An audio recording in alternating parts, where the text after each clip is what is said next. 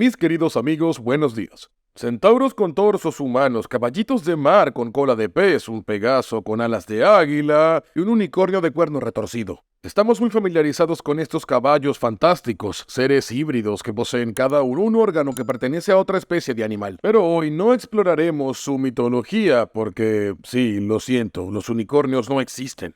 Pero vamos a hacernos una pregunta. ¿No podemos explicar su presencia en nuestra historia? De hecho, porque hay sociedades que a lo largo del tiempo han sentido fascinación por estos caballos, hasta el punto de convertirlos en seres mágicos y maravillosos, compañeros e incluso enemigos de los humanos. Y ya veo a la gente comentando que el mejor amigo del hombre es el perro, y tiendo a estar de acuerdo con esto. Pero ¿cuántas leyendas hay que puedan nombrar que incluyan a un héroe y a su perro? O a su gato. Curiosamente, estos animales que hoy vemos a diario no son tan comunes en las historias del pasado, pero los caballos, lo siento, pero hay un montón y todos son fabulosos. Entonces, ¿de dónde viene esta moda? Pues bien, para que una sociedad caracterice realmente al caballo en sus relatos legendarios, el caballo debe ya ser un instrumento central en su arte de la guerra. Una vez demostrada su utilidad militar y estratégica, el caballo se convierte en una herramienta de dominación política y, por tanto, en objeto de narraciones épicas que poco a poco se vuelven leyendas. Es una bonita teoría, pero déjenme explicarla con la ayuda de uno de los primeros casos registrados de una montura mágica: Bucéfalo, el corcel de Alejandro Magno. En efecto, el rey de Macedonia fue uno de los primeros en utilizar ampliamente la caballería pesada como arma de choque. Voló de victoria en victoria hasta el punto en el que se convirtió en la encarnación de las conquistas, cosa que llevó a Grecia a la India en muy pocos años. Por esto se le suele representar a caballo como el famoso mosaico antiguo que fue encontrado en Pompeya. Muy pronto, las fuentes dedicadas a la historia de Alejandro insisten en el carácter extraordinario de Bucéfalo.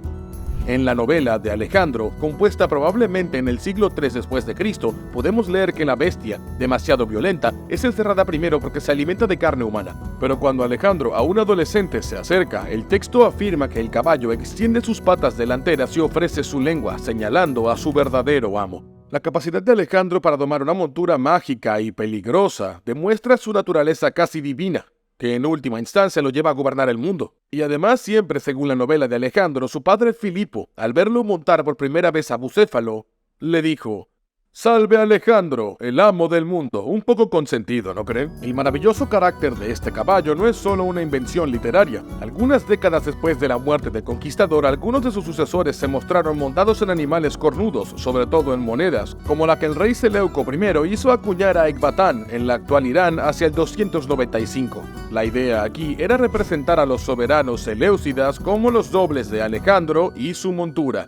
De hecho, en griego, bucéfalo significa cabeza de buey, nombre que pronto se interpretó de forma literal, para reforzar la imagen de un rey casi divino, el único capaz de cabalgar sobre una criatura híbrida y maravillosa, dotada con verdaderos cuernos de toro.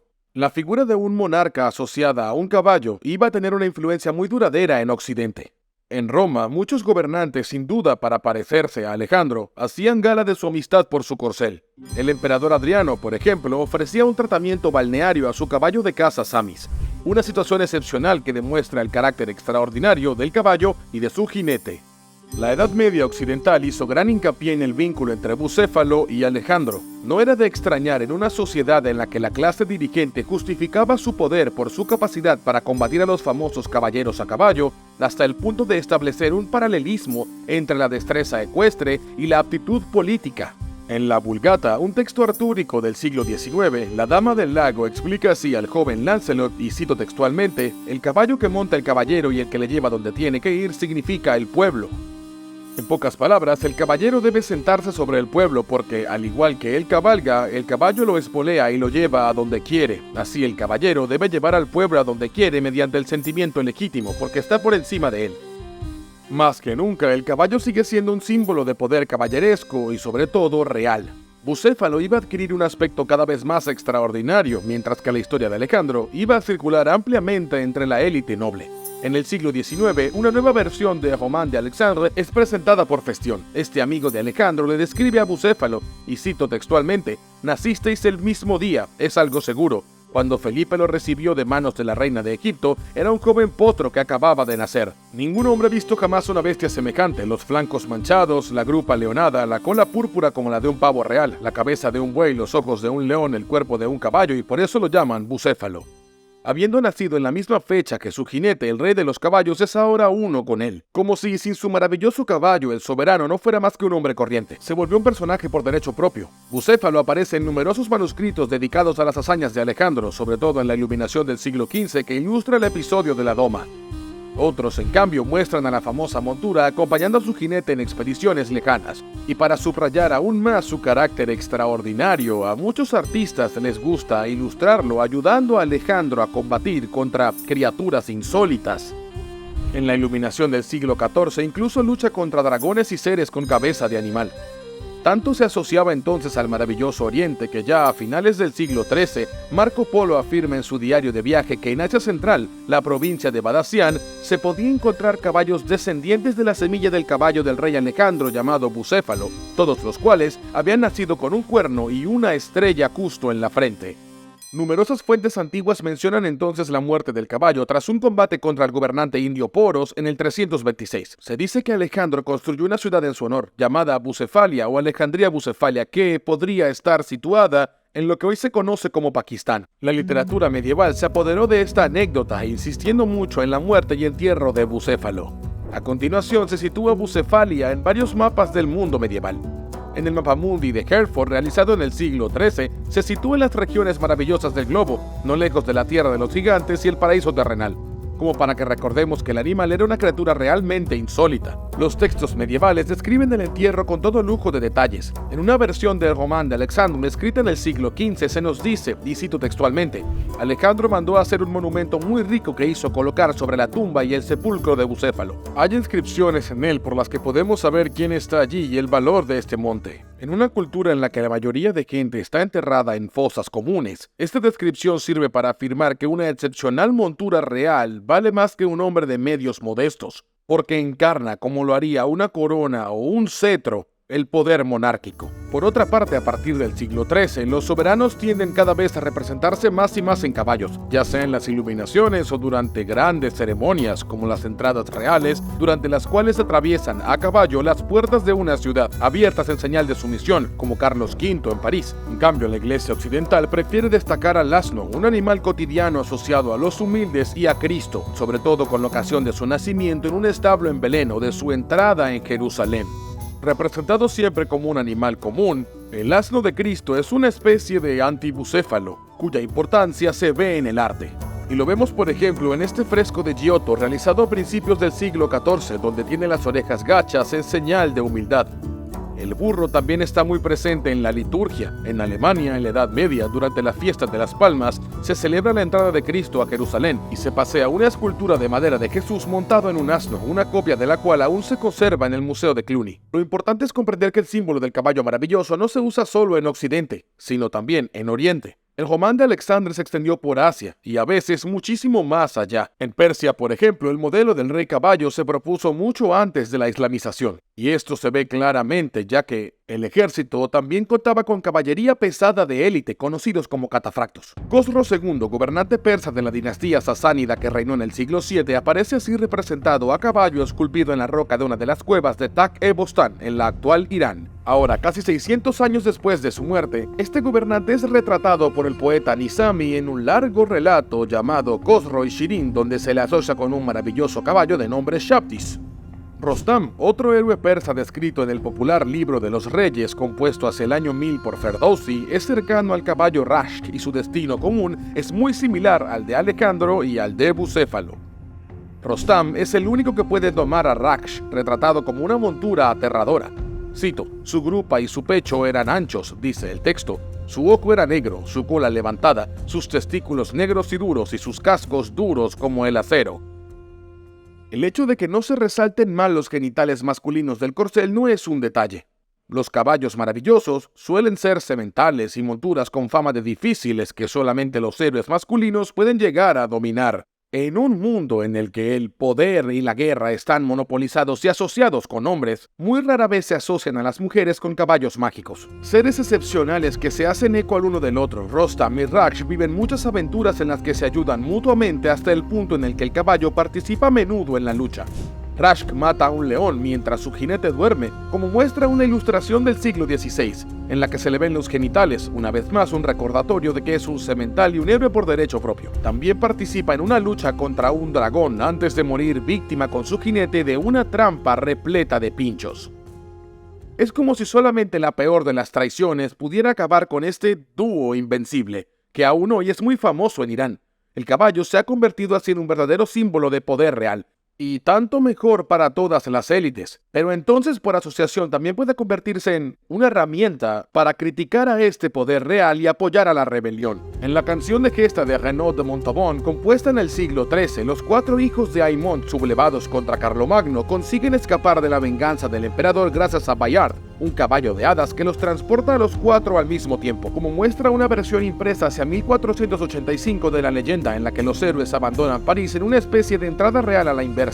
Este caballo presenta características que lo acercan a Bucéfalo, en particular su maravilloso origen que engrandece a sus jinetes. En una canción de principios del siglo XIII que sirve de precuela a Renaud de Montauban, nos enteramos, por ejemplo, de que fue engendrado por un dragón y una serpiente y de que el encantador Mogis, aliado de los hijos de Aymon, fue a buscarlo a una isla volcánica donde estaba custodiado por un poderoso demonio. Allí, evidentemente, Bayard no pertenece a un rey. Al contrario, ayuda a unos jóvenes nobles contra el emperador. Esta canción de Renaud encarna la independencia de una caballería unida colocada en igualdad de rango sobre la misma montura, frente a un poder real que a partir de la segunda mitad de la Edad Media se vuelve cada vez más invasivo. El símbolo es tan explícito que cuando los 4 hijos de Aymon aceptan finalmente hacer las paces con el emperador, este resentido y amargado exige que su montura sea arrojada al Mosa con una mula colgada al cuello. Pero para el gran enfado del soberano, Bayard lucha, escapa y se hunde en el bosque de las Ardenas, donde dice el texto que aún vive. El caballo que había venido de un espacio ligado a la magia de una isla lejana termina así su viaje en un bosque salvaje, otro lugar que se asocia a lo maravilloso. A nadie se le escapa la importancia política de un texto así. En la Edad Media no es casualidad que Felipe el Bueno, duque de Borgoña, que se oponía constantemente al rey francés Carlos VII, encargara en el siglo XV una prosa magníficamente decorada de Renaud de Montauban. Una ilustración insiste en un episodio en el que el encantador Mogis y Bayard secuestran al emperador Carlos, colocado en el Monte Mágico como una simple bolsa de nabos. El carolingio es retratado como una especie de anticaballero descortés. A diferencia de los 4 hijos de Aymon, no es digno de ser debidamente montado en el corcel de las hadas. Felipe de Borgoña aprovecha pues esta leyenda para enviar un claro mensaje al rey Carlos. Sencillamente no tenemos los mismos valores y te estoy molestando. Un poco. Bueno, Bayard se hizo muy importante en las procesiones de las ciudades del norte. Ya vimos en el episodio sobre los gigantes que estas ceremonias eran una oportunidad para que las grandes ciudades afirmaran su autonomía conduciendo gigantescas efigies de criaturas legendarias por doquier. Muchas ciudades flamencas adoptaron fácilmente el caballo de Renaud de Montauban como propio. En Lovaina, según una imagen a finales del siglo XVI, se sacaba un enorme maniquí con su imagen durante la procesión del Lomegong. Aquí el caballo ya no simboliza la caballería, sino el grupo urbano, unido en un esfuerzo mancomunado, ya sea sobre el caballo, donde 4 habitantes de la ciudad por igual interpretan el papel de los hijos de Aymon, o debajo, donde sin duda varias decenas de ellos portan esta gigante efigie, mientras detrás les sigue un pequeño y ridículo Carlomagno, lo que muestra claramente que el poder real vuelve a ser objeto de burla. Incluso hoy el mito de Bayard, que durante mucho tiempo se ha celebrado con literatura, rumores y luego con imágenes de Epinal, clichés, sigue muy vivo en las Ardenas, donde la leyenda ha dejado su huella en la toponimia, los nombres de las ciudades, pero también en construcciones monumentales como la estatua erigida en 1933 en Bogny-sur-Meuse. El caballo de los 4 hijos de Aymon sigue apareciendo en procesiones como la de Dendermonde o durante la Ducasse de Ath, donde el maniquí actual reconstruido en 1948 pesa 600 kilos. El monte sigue encarnando el deseo de independencia frente a un poder central titánico. En diciembre de 1941, la obra de teatro Le Jeu des Quatre Fils Aymon de Hernán Clausson utilizó una leyenda medieval para evocar la resistencia, al igual que el bajorrelieve creado en 1949 por Louis Dupont para el Puente de los Arcos de Liège, cuyo tema era el intento de Carlomagno por ahogar al gran caballo Bayardo. Pero más allá de las Ardenas y de Bélgica, ¿queda algo de los maravillosos caballos en la sociedad contemporánea? Por supuesto, en la fantasía, por ejemplo. En El Señor de los Anillos, las mearas, tal cual como Bucéfalo, solo transportan a hombres de alto rango como reyes de Rohan o Gandalf. Por el contrario, a un hobbit de medios modestos como Sam se le asocia con un pony. Pero al igual que los dragones, los maravillosos caballos de la fantasía también encarnan una conexión con la naturaleza que habríamos perdido en la sociedad moderna. Precisamente por vivir en un mundo preindustrial, los protagonistas de la fantasía parecen poder entablar amistad con sus monturas, como en la novela de C.S. Lewis de 1954, El caballo y su escudero, donde el héroe tiene como compañero a un corcel llamado Bree. Pero estas relaciones también reflejan la evolución de nuestra sensibilidad. En una época en la que la caballería ya no es un arma de guerra, montar a caballo rara vez se utiliza como forma de autoridad política, excepto en países totalitarios como Corea del Norte, por ejemplo. Al contrario, hoy en día las prácticas ecuestres se han feminizado mucho. Montar a caballo se considera una forma de establecer una conexión con el mundo animal, una característica que se encuentra en El Señor de los Anillos, donde Gandalf, a imitación de los elfos, monta a Scadufax sin silla, considerando siempre los deseos de la bestia. Como diría el hobbit Pippin, y cito: "Tú no montas a Scadufax, él consiente si llevarte o no". Aquí termina nuestro breve viaje en compañía de estos maravillosos caballos. Podríamos haber mencionado a muchos otros corceles de leyendas medievales, como Boafort y Belantif, los corceles de Ogier y Roland, o podríamos haber hablado de Gringalet, la montura de Govan, Sleipnir o Gain, guardianes de los palacios de Odín y Sigurd, pero en todos los casos se asocian a hombres de elevada estatura social. También podríamos haber hablado de caballos alados y de unicornios, pero lo que propongo es tratar estos en casos especiales en otro video, más tarde en el año. Mientras tanto, si quieren montar a caballo, háganlo. Es muy divertido. Muchas gracias a William Blank por hacernos viajar en el tiempo. Gracias a todos por acompañarnos en esta aventura hasta el final. Estaré encantado de verlos pronto para una nueva historia en el canal de Nota Bene. Así que no duden en suscribirse y luego dejar un pequeño comentario y compartir si les gustó. Adiós.